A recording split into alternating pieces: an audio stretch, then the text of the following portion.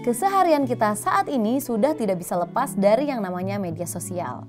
Dari sekedar narsis-narsisan, melihat update kehidupan teman sekitar, sampai mengklik likes dan berbalas komentar untuk isu terkini. Sekarang ada rasa hampa atau gelisah jika tidak membuka media sosial barang sedetik pun. Bangun tidur langsung buka sosmed, sebelum makan update dulu ke sosmed. Bahkan sebelum tidur pun kita buka sosmed dulu. Kenapa ya kita bisa begitu edik dengan media sosial? Saat membuka media sosial, otak mengirimkan sinyal untuk melepaskan hormon dopamin. Hormon ini memberikan rasa bahagia dan otak mengartikan aktivitas ini sebagai hal menyenangkan yang bisa dilakukan berulang-ulang. Sayangnya, dopamin yang dilepaskan ini pemicunya bukan dari kebiasaan baik. Otak kita tidak bisa memilih mana kesenangan dari kebiasaan baik atau kebiasaan buruk untuk kehidupan kita. Dopamin yang dilepaskan dari kebiasaan baik bisa didapatkan seperti saat kita berolahraga atau mendapatkan suatu pencapaian. Dalam prakteknya ini memerlukan proses yang tidak instan sehingga dopamin yang dilepaskan cenderung lebih stabil dan pada kadar yang sesuai.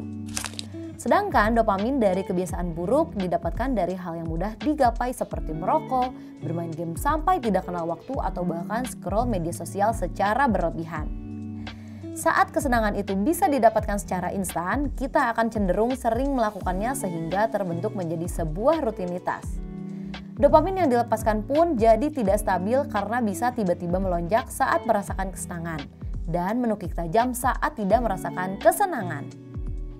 Dopamin yang dilepaskan berlebihan memberikan dampak yang kurang baik bagi tubuh.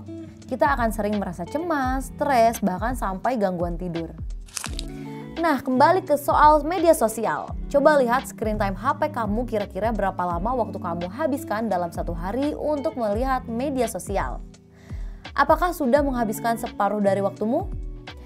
Nyatanya, penggunaan media sosial secara berlebihan bisa menurunkan produktivitas. Waktu yang seharusnya bisa kamu gunakan untuk hal-hal yang membuatmu jadi lebih produktif malah dihabiskan dengan banyak scroll di media sosial. Waktunya detoks media sosial. Jika kamu sudah merasa berlebihan bermain media sosial, tidak ada salahnya untuk melakukan detoks media sosial. Detoks ini bertujuan untuk membatasi kamu bermain media sosial dan memanfaatkan waktu yang ada dengan hal lain yang lebih berguna. Lalu gimana sih caranya? Yang pertama, mulai dari niat dan komitmen. Pastikan kamu berniat dengan sungguh-sungguh untuk melakukan detoks media sosial ini. Berkomitmenlah dengan dirimu sendiri agar tidak sering-sering membuka media sosial. Yang kedua, lakukan secara perlahan dan konsisten. Kamu mungkin merasa bisa melakukan detoks dengan langsung menonaktifkan semua media sosial. Tapi, apakah itu akan bertahan lama? Sebaiknya lakukan dengan perlahan. Misal, mulai batasi akses media sosial 30-60 menit per hari. Atau mulai dengan mematikan notifikasi. Bisa juga dengan menghindari screen time 1 jam sebelum tidur atau pasang batas screen time-mu sendiri. Intinya, lakukan sedikit demi sedikit tapi konsisten agar perubahan yang sedang kamu lakukan itu jadi kebiasaanmu. Yang ketiga, alihkan dengan melakukan hobimu. Agar tidak gatal membuka media sosial, kamu harus punya beragam kegiatan untuk mengalihkanmu dari aktivitas memegang handphone dan mengecek media sosial. Lakukan hobi yang membuat distraksi antara dirimu dengan handphone seperti membaca, berolahraga, memasak, atau apapun itu. Bahkan bisa jadi ini waktu yang tepat untukmu mengeksplorasi hobi baru. Yang keempat yaitu terus mencoba.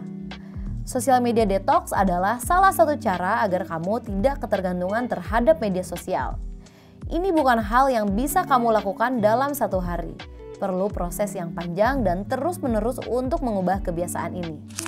Agar detoks media sosial ini jadi habitmu, yang perlu kamu lakukan hanya terus mencoba setiap hari. Jalani prosesnya dan kamu akan merasakan hasilnya. Hidup terasa lebih tenang, gak lagi gelisah karena harus lihat apa yang diupdate orang-orang. Dan kamu pun bisa fokus dengan hal yang sedang kamu lakukan. Kalau kamu suka sama konten luar sekolah, jangan lupa like, follow, dan subscribe. Sampai jumpa lagi di video berikutnya ya.